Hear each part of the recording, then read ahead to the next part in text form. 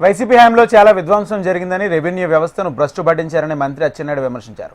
శ్రీకాకుళం జిల్లాలో పలు అభివృద్ధి సంక్షేమ కార్యక్రమాల్లో ఆయన పాల్గొన్నారు.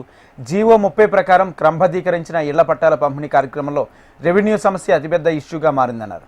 హామీలు నెరవేర్చడానికి భయంతోనే పాలనను మొదలుపెట్టామని, చంద్రబాబు లాంటి సీఎం ఉండడం 5 కోట్ల ప్రజల అదృష్టమన్నారు. గత ప్రభుత్వంలో భూములను కావాలని వైసీపీ దోచుకున్నారని ఆరోపించారు. భూ సమస్యలన్నీ పరిష్కరించాలని ప్రభుత్వం ధ్యేయంగా పెట్టుకుని పనిచేస్తున్నట్టు మంత్రి అచ్చెన్నాయుడు తెలిపారు.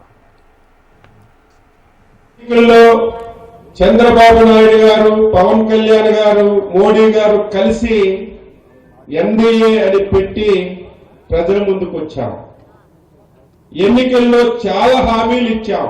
సూపర్ 6 అని, ఆగిపోయినటువంటి అభివృద్ధిని మళ్లీ కొనసాగిస్తామని, ఈ రాష్ట్రంలో నిరుద్యోగ సమస్యని పరిష్కరిస్తామని, పరిశ్రమల్ని తీసుకొస్తామని అనేక హామీలు ఇచ్చి ప్రజల దగ్గరికి వెళ్తే ప్రజలు ఈ 3 నాయకుల మీద అచంచలమైనటువంటి విశ్వాసాన్ని, నమ్మకాన్ని పెట్టి ఈ దేశంలో ఎవ్వరికీ ఇవ్వనటువంటి మెజార్టీతో రాష్ట్రంలో ప్రభుత్వాన్ని ఏర్పాటు చేసిన విషయం మనందరికీ కూడా తెలుసు.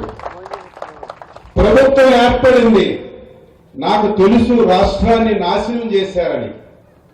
రాష్ట్రాన్ని పూర్తిగా కోలుకోలేనటువంటి పరిస్థితికి తీసుకెళ్లారని తెలిసినప్పటికీ కూడా ఎంత నాశనం జరిగిందని నేను ఎప్పుడు కూడా ఊహించలేదు.